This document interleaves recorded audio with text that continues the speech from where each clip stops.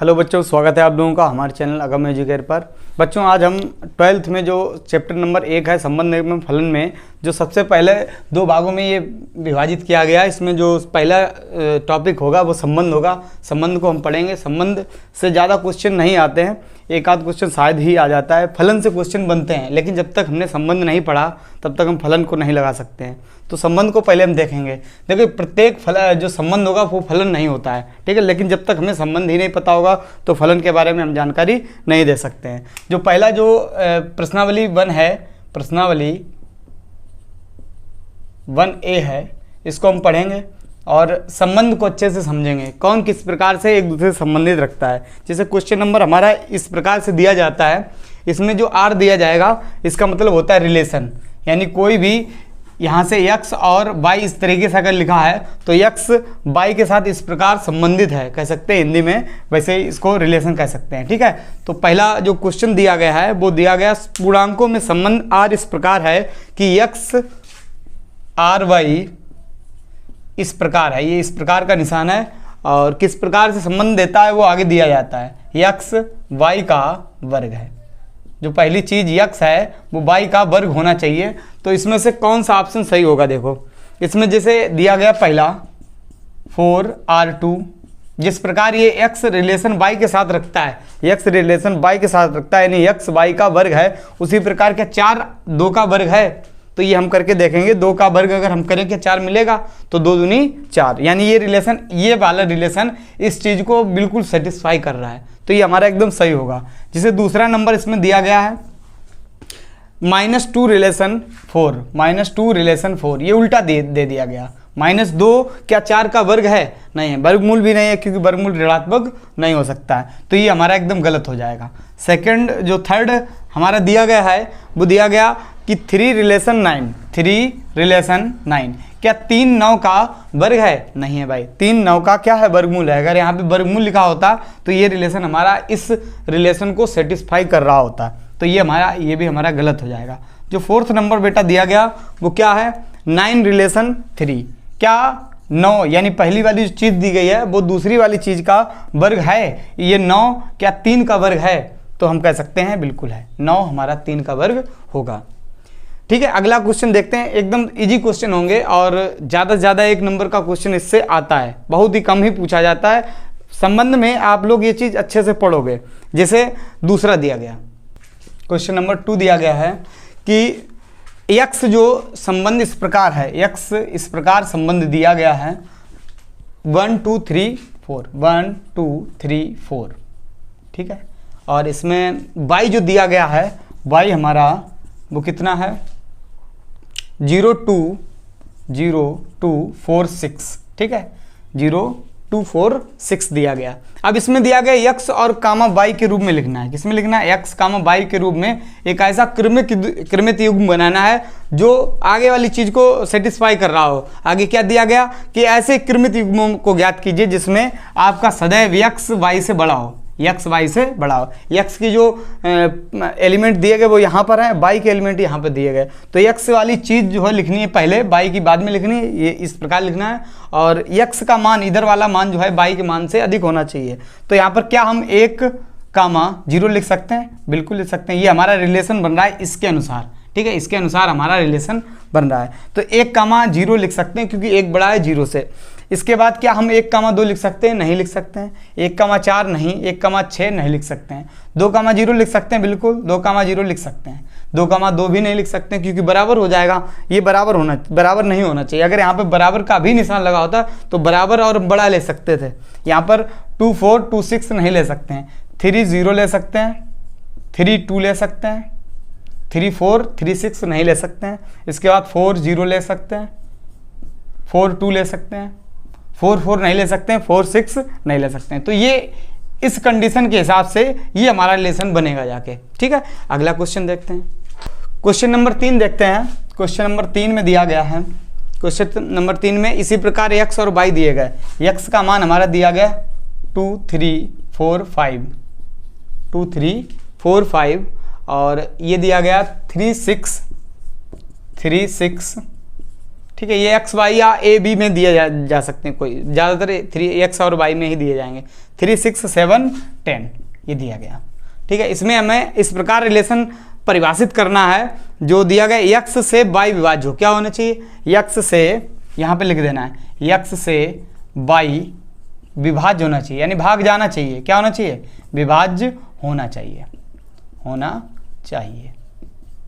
ठीक है, x से y विभाज्य होना चाहिए, y से x नहीं, x से y विभाज्य होना चाहिए। अगर हम ये क्रमित युग्म लिखते हैं, ऐसा रिलेशन हमें लिखना है जिसमें x y से विभाज्य हो, तो हमें अगर हमें लिखना है तो 2,3 लिख सकते हैं क्या, नहीं लिख सकते हैं, क्योंकि x से y विभाज्य होना चाहिए, यानी इससे इसमें भाग पूरा पूरा जाना चाहिए। क्या 2,3 लिख सकते हैं, नहीं लिख सकते हैं, क्योंकि इसमें भाग पूरा पूरा नहीं जाएगा। 2,6 लिख सकते हैं, बिल्कुल लिख सकते हैं, 2 से 6 आराम से कट जाएगा। 2,7 नहीं लिख सकते हैं, विषमय है ना।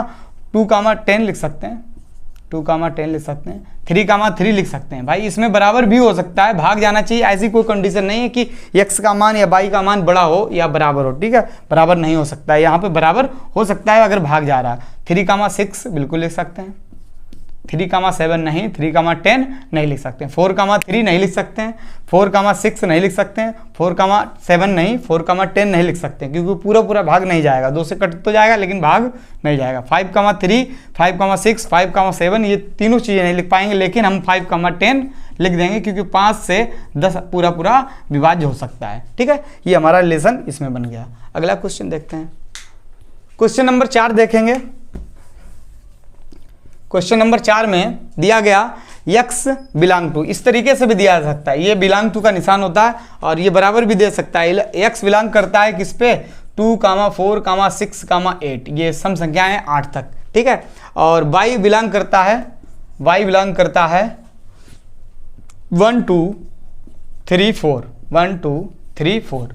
ठीक है, ये बिलोंग कर रहा है। इसमें भी हमें x और x, y के रूप में ऐसा क्रमित युग्म बनाना है कि x y का गुणनखंड हो, और साथ ही x y का, ये चीज़ लिख लेना है, x y का गुणनखंड होना चाहिए, यानी उससे उसका फैक्टर होना चाहिए, इससे कट जाना चाहिए, और साथ ही x का मान बड़ा हो y से। x का मान कैसा हो, बड़ा हो y से, बराबर नहीं हो सकता है, बड़ा हो सकता है। ठीक है, तो x का मान बड़ा लिखना है, ऐसा रिलेशन लिखना है, x का मान बड़ा होना चाहिए और भाग भी चला जाना चाहिए। तो 2,1 लिख सकते हैं, क्योंकि 2 से 1 तो आराम से कट जाएगा, 1 से 2 आराम से पूरा पूरा चला जाएगा। 2,2 नहीं लिख सकते हैं, क्योंकि बराबर नहीं होना चाहिए, बड़ा हो सकता है पहले वाला। 2,3, 2,4 नहीं लिख सकते हैं, क्योंकि पहली वाली वैल्यू बड़ी होनी चाहिए, दूसरी वाली वैल्यू बड़ी नहीं होनी चाहिए। तो ये 4,1 तो लिखेंगे पक्का। 4,2 लिख सकते हैं, 4,3, 4,4 नहीं लिख पाएंगे। 6,1 लिखेंगे, 6,2 लिख सकते हैं, 6,3 लिख सकते हैं, 6,4 नहीं लिख पाएंगे। 8,1 लिख सकते हैं, 8,2 लिख सकते हैं, 8,3 नहीं लिख सकते हैं, लेकिन 8,4 फिर से लिख सकते हैं, क्योंकि पहली वाली, अब इनमें जो भी चीज़ें दी गई हैं, इनमें आपका जो है, जो पहले वाला मान है वो हमेशा बड़ा है और दूसरा छोटा है, साथ ही इस दूसरे मान से पहले मान में पूरा पूरा भाग भी जा रहा है। ठीक है, अभी इसमें आप लोग प्रांत और रेंज वगैरह, डोमेन वगैरह निकालना हम बताएंगे, बहुत ही आसान होगा। जब तक ये नहीं जानोगे तब तक हम नहीं जान पाएंगे प्रांत और सह प्रांत किस तरीके से निकालते हैं। आगे देखेंगे, क्वेश्चन नंबर 5 देखेंगे बेटा। क्वेश्चन नंबर 5 में दिया गया है, बिंदुओं के समुच्चयों को चित्र द्वारा बताना है। इसमें बताया गया कि x, y इस प्रकार दिया गया है, जिसमें सच दैट x का मान 0 से बड़ा होगा, तब चित्र कैसे बनेगा। और इसी का सेकंड हम देख लेते हैं, x, y such that y का मान, या x का ही कह सकते हैं, x का मान छोटा है 0 से, x का मान छोटा है 0 से। देखो यहाँ पर y की कोई वैल्यू नहीं कही गई है ना, y क्लियर नहीं किया गया, अतः y कुछ भी हो सकता है। तो इसका अगर चित्र बनाना चाहेंगे तो ये x होता है, ये x डैश होता है, ये y डैश होता है। y से कोई मतलब नहीं, हमें x से मतलब है। यहाँ एक और चित्र बनाएंगे, इसमें x है और ये x डैश है, ये y है और ये y डैश है बेटा। ठीक है, तो यहाँ पर x की वैल्यू 0 से अधिक कब होगी, जब 0 से अधिक बात कर रहे हैं, तो 0 से अधिक जितने भी मान होंगे वो इस किस चतुर्थांश में आएंगे वो हमें देखना है। भाई x का मान 0 से जब अधिक होगा तो हम कह सकते हैं कि जितने भी मान होंगे वो सभी पॉजिटिव होंगे, क्योंकि y नहीं क्लियर किया गया तो हम ये नहीं कह सकते हैं कि y भी पॉजिटिव होगा, y निगेटिव भी हो सकता है। तो मान इस चतुर्थांश के धनात्मक भाग में रहेंगे। क्या नीचे भी रहेंगे? बिल्कुल, क्योंकि बाई क्लियर नहीं किया गया, बाई ऋणात्मक भी हो सकता था, इसलिए हम नीचे ये मान खींच सकते हैं R1 को। ठीक है, तो ये जितने भी x के धनात्मक मान होंगे उसको सेटिस्फाई करेगा। यहाँ पर 0 से निगेटिव यानी 0 से कम यानी कि हम निगेटिव बात कर सकते हैं। बाई फिर से क्लियर नहीं किया गया तो हम पॉजिटिव निगेटिव पूरे में ही हम खींच सकते हैं। ये इसका चित्र हो गया। ठीक है, इसको यहाँ पर छायांकित करना है, इसको धनात्मक भाग में छायांकित करना है। एकदम सिंपल सा क्वेश्चन था। अगला देखते हैं, क्वेश्चन नंबर 6 देखते हैं। क्वेश्चन नंबर 6 दिया गया है, उसी प्रकार है, एक रिलेशन दिया गया जिसमें x y से इस प्रकार रिलेशन रखता है कि आगे दिया गया, किस प्रकार कर रहा है वो आगे दिया गया है। इसमें 2x + 3y = 4 दिया गया, यानी इस चीज को सेटिस्फाई करना चाहिए जितने भी चीजें दी गई हैं इसमें काफी चीजें दी गई। नंबर 1 सबको लिख देते हैं एक तरफ से, 0 relation y 1, second 1 relation 2/3, third 2/3 relation 1, fourth दिया गया है 0 रिलेशन 4/3, 5 में दिया गया है 4/3 रिलेशन 0, और लास्ट दिया गया है 6 नंबर दिया गया है 1/2 रिलेशन 1। ठीक है, 1 रिलेशन 1। अब देखो यहाँ पर 0 और 1, 0 क्या होगा? x होगा, y क्या होगा? 1 होगा। अगर ये मान रखने पर ये मान आता है, 4 सिद्ध हो जाता है तो हमारा सही होगा। अगर हम इसको हल करना चाहें तो 2 × 0 + 3 × 1, क्योंकि x की जगह पे कितना रखना है? 0 रखना है, y की जगह कितना रखना है? 1। पहली वाली वैल्यू क्या होगी? x होगी, दूसरी 1 होगी। तो ये रखने पर क्या दोनों तरफ बराबर आ रहा है? क्या दोनों तरफ बराबर आ रहा है? देखो ये 0 हो जाएगा, 3 × 3, तो 3 क्या बराबर 4 के है? नहीं है, तो ये हमारा गलत हो जाएगा। क्या हो जाएगा? ये हमारा गलत हो जाएगा, यानी ये रिलेशन इसको सेटिस्फाई नहीं कर रहा है। अगर हम इसको हल करें तो ये 1 रखना है, 2 × 1 + 3 × 2/3 = 4 दिया गया है। इसको हल करेंगे तो 3 से 3 कैंसिल हो जाएगा, और 2 एकम 2, 2 2 4, कितना हो जाएगा? 4। इधर 4 है, उधर भी 4 है, अतः ये सेटिस्फाई कर रहा है, तो ये इस रिलेशन को सेटिस्फाई करेगा। क्या करेगा? सेटिस्फाई करेगा। अगर इसका उल्टा है तो ये निश्चित ये करेगा नहीं, ये नहीं करेगा, क्योंकि इसी का उल्टा दे दिया गया। 2/3 यहाँ पर रखेंगे तो निश्चित एक भिन्न बन जाएगी जो कि 4 नहीं देगी। ठीक है, तो ये हमारा ऐसे ही गलत का हो जाएगा। यहाँ पर करेंगे तो ये 2 × 0 + 3 × 4/3 = 4 दिया गया। ये हमारा 0 हो गया है, 3 से 3 कैंसिल हो जाएगा, और ये 4 = 4 हो जाएगा, यानी ये रिलेशन को सेटिस्फाई करेगा। अगला हम देख सकते हैं, इसका उल्टा दिया गया तो निश्चित ये नहीं करेगा। ठीक है, ये हम रख के देख लेते हैं। तो ये दिया गया कितना? 2 × 1/2 + 3 × 1 = 4 दिया गया। ये कट जाएगा, 3 एकम 3, 3 1 4, 4 = 4, तो ये भी हमारा सेटिस्फाई कर रहा है। तो 3 यहाँ पे सेटिस्फाई कर रहे हैं और 1 2 3 ही नहीं कर रहे हैं। ठीक है, तो ये हमारा एकदम इस तरीके से हमें करना है। कोई भी दिया जाएगा, इसको हमें रख के देख लेना है कौन इसको सेटिस्फाई कर रहा है। एक तरीका और है, इसमें x या y का किसी का एक मान निकाल के = करके हम आराम से मान रख सकते हैं। ठीक है, वैसे ये भी कोई कठिन नहीं, आराम से हम रख सकते हैं। अगला देखते हैं, क्वेश्चन नंबर 7। क्वेश्चन नंबर 7 दिया गया, यदि x बिलोंग टू, x जो बिलोंग टू कर रहा है, किस पर बिलोंग कर रहा है, किस पे संबंधित है? 2, 4, 6, 9। ठीक है, और y बिलोंग टू कर रहा है, y बिलोंग कर रहा है किस पे? 4 6 18, और ये दिया गया 27 54, ये दिया गया। ठीक है, ये मान x और y के दिए गए हैं। इसमें x, y के क्रमित युग में लिखना है, और साथ ही क्या होना चाहिए? x y का गुणनखंड होना चाहिए, और x का मान लेस देन होना चाहिए y के, और क्या होना चाहिए? x y का गुणनखंड होना चाहिए। क्या होना चाहिए? गुणनखंड, फैक्टर होना चाहिए। ठीक है, x का मान छोटा हो y से, और साथ ही भाग भी चला जाना चाहिए। तो यहाँ पर हमारा आराम से रिलेशन ये लिख सकते हैं, x, y के रूप में 2, 4 क्या लिख सकते हैं? बिल्कुल, क्योंकि y हमारा बड़ा है। ठीक है, 2, 6 लिख सकते हैं, 2, 18 लिख सकते हैं, 2, 27 नहीं लिख सकते क्योंकि 2 से 27 में भाग नहीं जाएगा। ये 2, 54 लिख सकते हैं। ओके, और इसके बाद 4 को लेंगे, 4, 4 नहीं लिख सकते क्योंकि इक्वल नहीं आना चाहिए, छोटा हो सकता है लेकिन बराबर नहीं हो सकता है। 4, 18 और 4, 27 और 4, 54 नहीं होगा। ठीक है, किसी से भी भाग नहीं जाएगा, इससे जा रहा है लेकिन वो छोटा नहीं हो रहा है। ठीक है, भाग तो चला जाएगा लेकिन छोटा नहीं आ रहा है। तो इसके बाद 6 से लेंगे तो 6,4 नहीं हो सकता है, 6,6 तो नहीं हो सकता है, 6,18 हो सकता है, 6 से भाग चला जाएगा 18 में, साथ ही 6 छोटा है 18 से, और 6,27 नहीं हो सकता, 6,54 हो सकता है, 6,54, 6,54 हो सकता है। 9 लेंगे तो 9,4, 9,6 नहीं होगा, 9,18 कर सकते हैं, 9 से 18 में भाग जा रहा है, ठीक है, और 9 दूनी 18, और 9 का मान 18 से छोटा भी है, 9,27 हो सकता है, 9 27, 9,54 हो सकता है, ठीक है। ये जितने भी क्रमित युग्म हैं इस शर्त को पूरा कर रहे हैं तभी हमने लिखा, ठीक है। ये शर्त को ध्यान में रखते हुए ही हमें ये जो है क्या, ये क्रमित युग्म बनाना होता है, ठीक है। इस प्रश्नावली का लास्ट क्वेश्चन देखते हैं, क्वेश्चन नंबर 8 देखते हैं। क्वेश्चन नंबर 8 में दिया गया ए का मान जो दिया गया, ए का मान, सिर्फ ए का मान इसमें दिया गया, हमने बताया था एक्स वाई या ए में दे सकता है। इसमें जो दिया गया यह 2 3 4 5 6 ये दिया गया, ठीक है। इसमें जो संबंध है सबसे पहले जो बनाना है हमें, सबसे पहले जो बनाना है वो x, y के रूप में बनाना है, और x, y क्या होना चाहिए, a गुणे होना चाहिए, क्या होना चाहिए, a गुणे a होना चाहिए, और साथ ही x और y के मान क्या होना चाहिए, बराबर होने चाहिए, ये चीज़ दी गई है।